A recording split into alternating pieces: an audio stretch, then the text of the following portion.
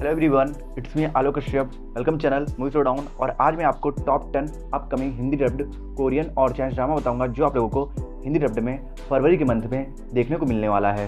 तो लिस्ट में कौन कौन सी ड्रामा है ये सब जानने के लिए आप लोगों को पूरा वीडियो को एंड तक देखना होगा। तो प्लीज़ पूरी वीडियो को एंड तक देख लेना। और आप लोगों को मेरे वीडियो से रिलेटेड किसी भी ड्रामा के बारे में कोई भी इन्फॉर्मेशन जाननी है तो उसके लिए आप मुझे इंस्टाग्राम पे डीएम कर सकते हो या फिर मेरे टेलीग्राम चैनल को ज्वाइन कर सकते हो। दोनों का लिंक डिस्क्रिप्शन में है, नहीं तो आपको अबाउट सेक्शन में दोनों का लिंक मिल जाएगा। तो ज़्यादा टाइम न वेस्ट करते हुए चलो वीडियो को स्टार्ट करते हैं।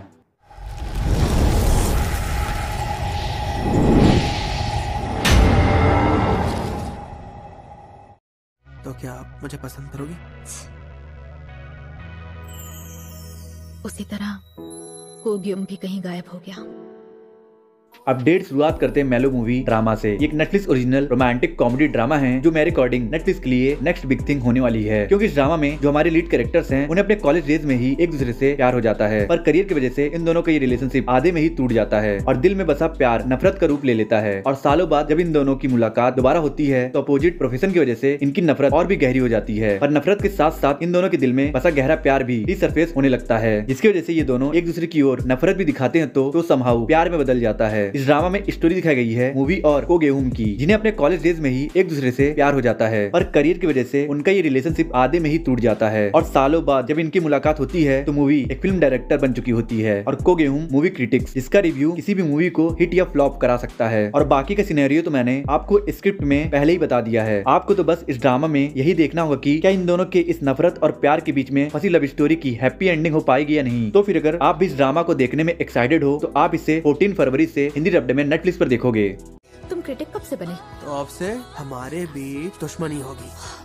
हमारी अगली अपडेट है मैडम एंटोनी ड्रामा के बारे में। इस साइकोलॉजिकल रोमांटिक कॉमेडी ड्रामा है, इसका कॉन्सेप्ट आउटस्टैंडिंग है, क्योंकि इस ड्रामा में हमारे दोनों लीड कैरेक्टर्स जीनियस हैं और उन दोनों को ही लोगों के दिमाग के साथ खेलना आता है और इसलिए इन दोनों के बीच कंपटीशन चलती रहती कि कौन किसे पहले अपने प्यार में फंसाकर कंट्रोल करेगा। इस ड्रामा में स्टोरी दिखाई गई है साइकोथेरेपिस्ट सोयुंग की। इसका मानना है कि सच्चा प्यार जैसा कुछ नहीं होता है, लोग प्यार का दिखावा या तो पैसे के लिए करते हैं या फिर उनके हार्मोन्स उनसे ऐसा करवाते हैं। और इसी बात को प्रूव करने के लिए ही वो एक सीक्रेट एक्सपेरिमेंट प्लान कर रहा है, जिसके लिए वो अपने फ्रेंड जिहो, ब्रदर स्योंगचा और एक इंटेलिजेंट लड़की हिरिम को इन्वॉल्व करता है। और इस एक्सपेरिमेंट का मेन टारगेट है हिरिम, जो इस एक्सपेरिमेंट से अनजान है और उससे ही ये तीनों लड़के अपने प्यार में फंसाने की कोशिश करेंगे। पर ये तीनों इस बात से अनजान है कि हिरिम शर्लॉक होम्स की तरह एक कीन ऑब्जर्वर है, जो अपने सराउंडिंग को ऑब्जर्व करके समझ जाती है कि चल क्या रहा है। इसलिए वो भी सोयुंग के साथ प्यार में पड़ने का दिखावा करने लगती है। तो इस प्यार के मामले में कौन किसे ओवरशैडो करता है और क्या सोयुंग ट्रू लव को लेकर अपने प्यार की थ्योरी को प्रूव कर पाएगा या नहीं, या फिर वो खुद ही इस प्यार के चक्कर में पड़ जाएगा। ये जानने के लिए आपको देखना होगा इस ड्रामा को, जिसे आप 25 फरवरी से हिंदी डब्ड में Amazon मिनी टीवी पर और MX प्लेयर पर हिंदी में देखोगे।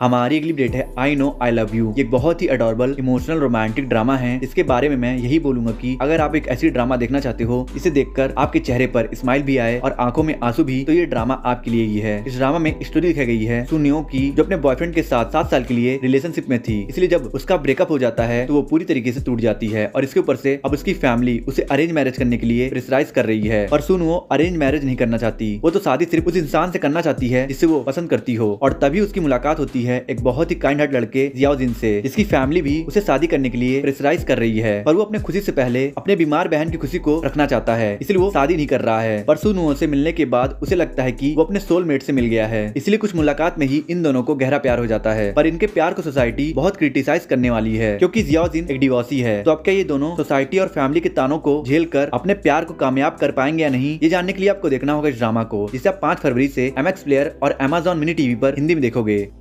हमारी अगली अपडेट है something in the rain drama के बारे में। ये एक बहुत ही क्यूट रोमांटिक कॉमेडी ड्रामा है जो इमोशन से ओवरलोडेड है। देखो यार, एक तरफा प्यार को संभालना बहुत मुश्किल होता है और जब वो एक तरफा प्यार अपने ही बड़े भाई के फ्रेंड से हो जाए तो मामला और भी कॉम्प्लिकेटेड हो जाता है। इस ड्रामा में बिल्कुल ऐसी सिचुएशन दिखाई गई है। दरअसल इस ड्रामा में स्टोरी दिखाई गई है एक लड़की यूजिन की, जो काउंटलेस रिलेशनशिप में रह चुकी है और उसके क्लेमसी और रेकलेस बिहेवियर की वजह से सभी लड़के उसे डंप कर देते हैं। और इतने सारे ब्रेकअप को फेस करने के बाद यूजिन पूरी तरीके से टूट चुकी है और उसकी ऐसी हालत को देखकर उसके बेस्ट फ्रेंड जिहो का छोटा भाई भाई सेओजुन उसे इमोशनली सपोर्ट देना चाहता है क्योंकि वो सीक्रेटली यूजिन को पसंद करता है, पर क्योंकि वो उसके बड़े भाई की फ्रेंड है इसलिए वो चाह के भी ऐसा नहीं कर पा रहा है। पर जब सेओजुन के लिए उसकी फीलिंग्स जरूरत से ज्यादा बढ़ जाती है तो सब कुछ साइड रखकर यूजिन को इमोशनली सपोर्ट देने लगता है और यूजिन के दिल को दोबारा से प्यार के काबिल बनाने की कोशिश करने लगता है। तो अब क्या सेओजुन युंजू के टूटे दिल को खुद से प्यार करा पाएगा या नहीं, और उसे अपने बड़े भाई के दोस्त के साथ रिलेशनशिप बनाने की वजह से उसे कितना क्रिटिसिज्म सहना पड़ेगा, ये जानने के लिए आपको देखना होगा इस अमेजिंग रोमांटिक कॉमेडी ड्रामा को। इसे आप 12 फरवरी से MX प्लेयर और Amazon मिनी टीवी पर हिंदी में देखोगे।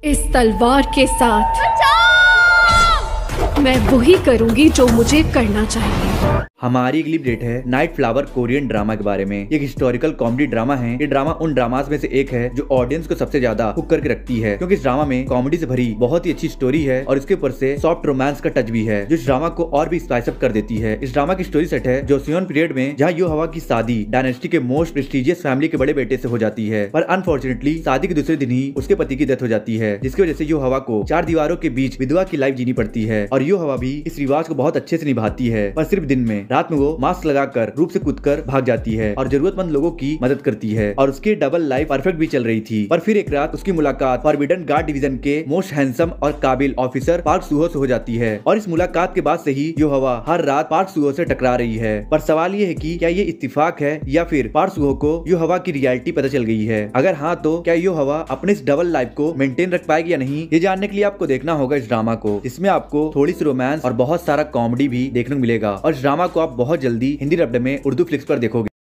मैं बताऊंगी कि धमकी देना किसे कहते हैं। एक खानदानी बहू हूँ। पूरे कोरिया में ऐसा कोई नहीं है जो हमारे ट्रॉमा यूनिट के बिगड़े हालात को सुधार सके। एक शख्स है।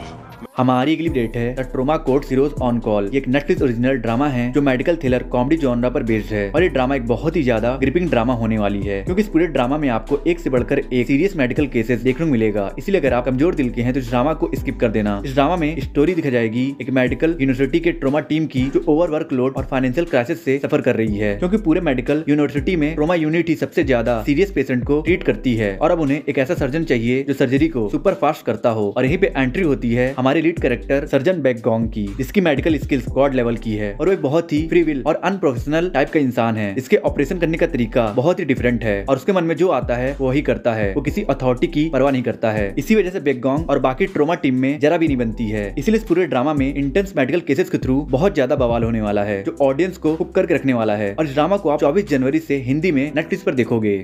कानून से ज्यादा किसी की जिंदगी बचाना जरूरी है। ये ओपन फ्रैक्चर सबके बस की बात नहीं है। एग्जैक्टली, इसलिए मैं कर रहा हूँ। डन। हमारी अगली अपडेट है न्यूटोपिया कोरियन ड्रामा के बारे में। ये एक romantic zombie comedy thriller drama होने वाली है जो भले ही बुरी हो या अच्छी, ऑडियंस एक बार तो इस ड्रामा को जरूर देखेगी क्योंकि इस ड्रामा में हम सबकी favourite actress singer Jisoo lead role play कर रही है। और बात करें इस ड्रामा की प्लॉट की तो लोग कहते हैं ना कि ब्रेकअप इतना हार्ड हिट करता है कि मानो दुनिया खत्म हो गई हो, और एग्जैक्टली ऐसा ही होता है जब हमारे लीड कैरेक्टर जेहुन और युंजू का ब्रेकअप हो जाता है। दरअसल जेहुन और युंजू बहुत समय से एक दूसरे के गर्लफ्रेंड बॉयफ्रेंड थे, पर जेहुन के जॉबलेस होने की वजह से हमेशा इन दोनों के बीच कॉन्फ्लिक्ट होती रहती थी और इनका रिलेशनशिप और भी ज्यादा तब हो जाता है जब जेहुन को आर्मी सर्विस के लिए आर्मी ज्वाइन करनी पड़ती है और इनका रिलेशनशिप इतना बिगड़ जाता है कि ये दोनों एक दूसरे से ब्रेकअप करने का फैसला कर लेते हैं। पर जैसे ये दोनों ब्रेकअप करते हैं वैसे ही पूरे कोरिया में ज़ॉम्बीज़ वायरस आउटब्रेक हो जाता है। तब ये वायरस आउटब्रेक कैसे इन दोनों का पैचअप और बहुत सारे कमोशन का कारण बनता है, ये जानने के लिए आपको देखना होगा इस ड्रामा को, जिसे आप 7 फरवरी से हिंदी डब्ड में Amazon प्राइम वीडियो पर देखोगे।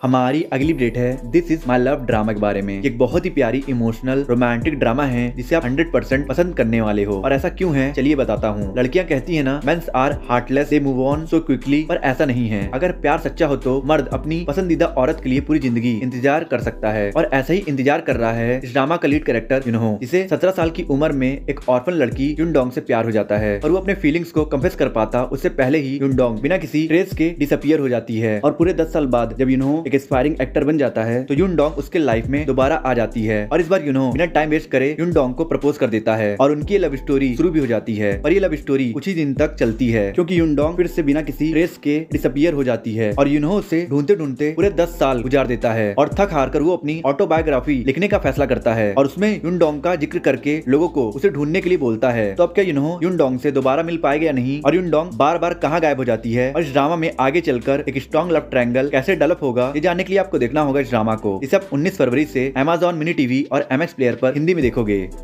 हमारी अगली अपडेट है who rules the world Chinese drama के बारे में। ये फैंटेसी रोमांटिक ड्रामा है जो मिस्टिकल बैटल्स, पॉलिटिक्स और रोमांस से भरी हुई है और इस ड्रामा में कैरेक्टर्स डेवलपमेंट और स्टोरी प्रोग्रेशन बहुत अच्छे से हुई है, क्योंकि समय समय पर इस ड्रामा में अनएक्सपेक्टेड ट्विस्ट और क्लाइमैक्स आते रहते हैं, जिसकी वजह से ऑडियंस एंगेज रहती है और यही कारण है कि इस ड्रामा को 8.2 की हाई IMDb रेटिंग मिली है। इस ड्रामा में स्टोरी दिखाई गई है हे फैंग और बेई फैंग की, जिनकी लव स्टोरी ब्लूम होना शुरू हुई थी कि इंपीरियल थ्रोन की अल्टीमेट बैटल चालू हो गई, जो थ्रोन डिसाइड करेगी कि इस पूरे वर्ल्ड पर कौन राज करेगा, बिल्कुल गेम ऑफ थ्रोन्स की तरह। और अब जिन लोगों ने गेम ऑफ थ्रोन्स देखा होगा उन्हें पता होगा कि थ्रोन की लड़ाई किस हद तक जा सकती है। बिल्कुल उसी तरह इस ड्रामा में भी थ्रोन की लड़ाई सारे हदों को तोड़ने वाली है और इस लड़ाई के बीच में ही फंसी है हे फैंग और बेई फैंग की लव स्टोरी, जो एक साथ मिलकर इस थ्रोन बैटल को रोकना चाहते हैं ताकि पूरे वर्ल्ड में पीस आ सके। तो अब क्या ये दोनों मिलकर इस बैटल को रोक पाएंगे या नहीं, और इस थ्रोन बैटल की वजह से इनकी लव स्टोरी में इतनी डिफिकल्टीज आती है, ये जानने के लिए आपको देखना होगा इस ऑसम ड्रामा को, जिसे आप बहुत जल्दी हिंदी डब्ड में देखोगे। हमारी अगली अपडेट है मेडिकल टॉप 10 ड्रामा के बारे में। एक एवरेज सी मेडिकल थ्रिलर ड्रामा है जिसमें कुछ भी स्पेशल नहीं है, क्योंकि इस ड्रामा में वही सब दिखाया गया है जो बाकी के मेडिकल ड्रामाज में दिखाया गया है। इस ड्रामा में कुछ प्रोफेशनल सर्जन की स्टोरी दिखाई गई है जो बहुत सारे इंटेंस मेडिकल केसेस को through out the drama handle करते हैं, और इन इंटेंस केसेस के अलावा इन सर्जन को बड़े बड़े पर्सनालिटीज और अथॉरिटीज के पॉलिटिकल कॉन्फ्लिक्ट को भी हैंडल करना पड़ता है। तो अब इस मेडिकल ड्रामा में बाकी मेडिकल ड्रामा से क्या डिफरेंस है, ये जानने के लिए आपको देखना होगा इस ड्रामा को, जिसे आप बहुत जल्दी हिंदी डब्ड में प्लेफिक्स पर देखोगे। आई होप सो आपको वीडियो पसंद आई होगी। पसंद आए तो लाइक कर दो, कमेंट कर दो, और वीडियो पे नए हो तो प्लीज़ चैनल को सब्सक्राइब कर देना और लाइक कमेंट कर देना और कुछ लोगों को शेयर कर देना, और प्लीज़ सब्सक्राइब करके बेल आइकन प्रेस कर देना। और मैं मिलता हूं आपसे नेक्स्ट वीडियो में। अगर आपको top 10 best Korean and Chinese drama देखना है हिंदी डब्ड में, और top 10 upcoming Hindi dubbed Korean and Chinese drama का अपडेट जानना है, तो मेरे एंड सीन पे 2 वीडियोस हो रही है, आप इन दोनों वीडियोस को देख सकते हो।